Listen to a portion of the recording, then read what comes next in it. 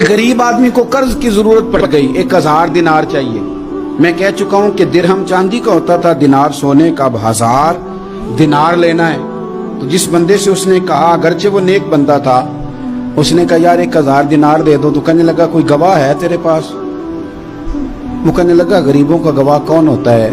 हाँ एक गवाह है। कहा कौन? का मेरा रब, वो तेरे और मेरे बीच गवाह है। उसने कहा कोई कफील, अगर तू पैसे ना दे सके तो वो बाद में दे दे, या तुझे कुछ हो जाए तो वो दे दे। उसने कहा कफील भी मेरा अल्लाह ही है।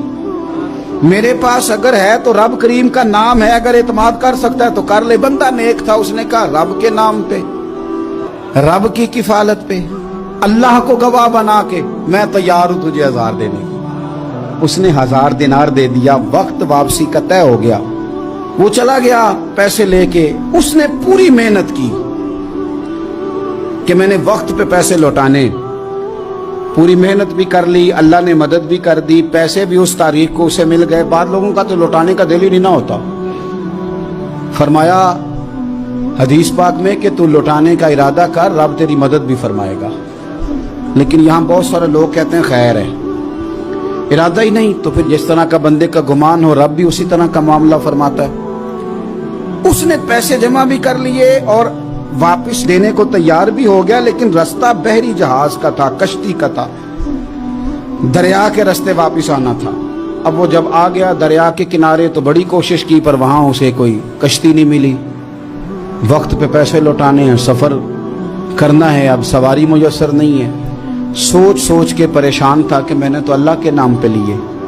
अचानक दिल में एक तजवीज आई। उसने एक लकड़ी ली, लकड़ी को अंदर से खोला, 1000 दिनार उसमें भरा। बुखारी पढ़ रहा हूं, और साथ एक खत भी लिखा कि यार मैं पैसे पहुंचाना चाहता था पर मुझे कोई चीज नहीं मिली दरिया के उस पार आने, अल्लाह के नाम पर तेरी तरफ रवाना कर रहा हूं। और ये कह के वो लकड़ी दरिया में रख दी।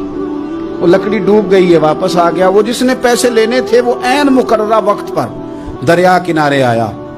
सुबह से सरे शाम तक उसने इंतजार किया। दिल ढलने लगा तो दिल में ख्याल आ गया कि यार नहीं, उसने देने ही नहीं, झूठा वादा कर गया, पहुंचा ही नहीं वक्त पे। अब जब वापस लौटने लगा तो अचानक दरिया में एक लकड़ी तैरती हुई दिखाई दी। कहने लगा ले जाता हूं, शाम को रोटियां पकाने के काम आएगी, ईंधन बना के जला लूंगा, हंडिया पक जाएगी। लकड़ी उठा के जलाने के लिए घर लाया। गुमान था कि वो नहीं आया वादा करके। अल्लाह को कफील और वकील बना के और गवाह बना के फिर भी नहीं आया।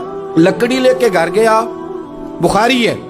और जब उसको चीरा ना कि मैं इसकी आग जलाऊंगा, खोला तो अंदर से 1000 दिनार भी निकल आया, खत भी निकल आया। अब जरा समझना, उसके दिल में बात किसने डाली कि तू लकड़ी में पैसे डाल दे? अल्लाह ने। उस बंदे को मुकर्ररा वक्त पे किनारे भेजा किसने? लकड़ी सिर्फ उसी के हाथ आई तो ये बंदोबस्त किया किसने? अल्लाह ने। घर जाके चीरी तो पैसे बाहिफाजत उस तक पहुंचाए किसने? तो फिर हमें भी तवज्जो अल्लाह की जानिब भी करनी चाहिए।